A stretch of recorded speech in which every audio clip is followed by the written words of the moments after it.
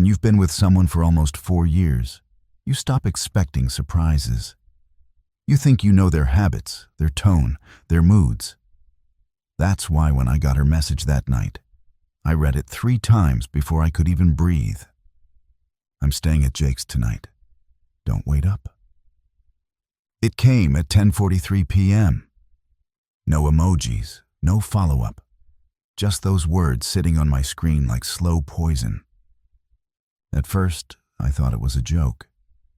Claire had a sarcastic sense of humor, sometimes too dry for comfort. Jake was her work friend, the guy she always insisted was like a brother. I used to laugh at how every woman in her office apparently had a work brother. But that night the air felt different. I texted back, "Jake's? Why?" No reply. 5 minutes later, "You okay?" Still nothing. I sat there on the couch, the TV humming low, a half-finished beer sweating in my hand. My chest felt hollow, like someone had taken a vacuum to my heart. Then the phone buzzed again. For a moment, I felt relief, until I read her words. "Don't make this a thing, Ethan. I just need space." No explanation, no apology, just distance typed out with surgical precision. I didn't text back right away. Instead, I stared at our last few messages. The cute ones, the memes, the plans we'd made for next weekend. It felt like flipping through old photographs of someone who had just died. Claire and I met at a friend's barbecue in Kansas City. She had this easy laugh, the kind that filled a room and made you feel like you belonged in it. For years, we were inseparable. I thought she was my future.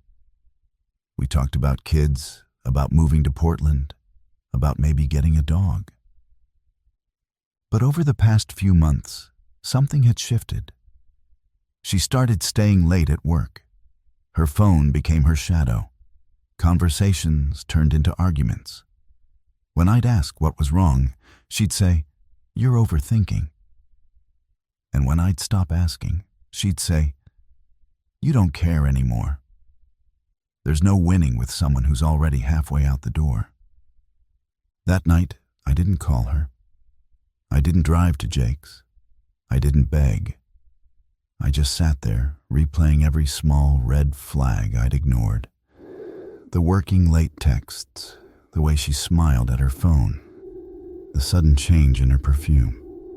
Around midnight, I opened my laptop, not out of rage, but out of something colder. I logged into our shared cloud storage where we kept photos, documents, bills. There was a folder she'd created last week labeled Work Project. Inside were dozens of photos, screenshots, texts, selfies. And there he was, Jake. In one photo, they were sitting close in a bar booth. In another, she was wearing the same hoodie she'd forgotten at work last month. Her smile was soft, unguarded, the kind you don't fake. The last picture was a mirror selfie. His arm was around her waist. Her caption read, "He makes me feel alive again. Alive again." Like I had been the reason she died inside. I didn't rage. I didn't throw my laptop. Instead, I drafted a text. Short, sharp, final. "You don't need space, Claire. You need honesty. Jake can have you, and you can have the space you asked for. Just know when I stop caring, I never come back." I hit send. Then I did 3 things. Transferred her half of the apartment lease to her name, canceled the vacation tickets under my account, and removed her access from every shared subscription and account we had. It wasn't revenge. It was closure. Cold, clean closure. She called the next morning. 5 missed calls, then a voicemail. Her voice was shaky. "Ethan, I didn't mean for you to find out like that. I didn't know how to end it. Please call me back." I didn't. Because that's what people like Claire don't understand. Silence is the loudest reply you can give. By evening, she showed up at the apartment. Her eyes were red, mascara smudged. She stood in the doorway like she was the one who'd been betrayed. "Can we talk?" she asked. "About what?" I said. My voice was calm, detached. "I made a mistake," she whispered. "Jake doesn't mean anything. I just felt lost." I nodded slowly. "Then stay lost, Claire. You found him in your confusion. Stay there." She looked stunned, as if she hadn't expected that version of me. She used to tell me I was too forgiving, too soft. Maybe that's why she thought she could do this and still come back. I closed the door gently. No shouting, no drama. Just a final click that sounded like a full stop at the end of a long, painful sentence. The next few days were quiet. People always talk about heartbreak like it's chaos, but it's not. It's silence. It's waking up to a phone that doesn't buzz. It's eating breakfast alone and realizing the coffee tastes better without resentment. A week later, I saw a photo of Claire and Jake online. She looked happy, at least on the surface. I didn't feel jealous. I just felt nothing. And that nothing was freedom. Months passed.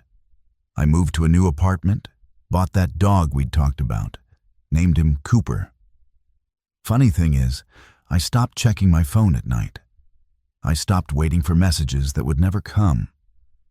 Sometimes peace doesn't come when you find the right person. It comes when you finally let the wrong one go.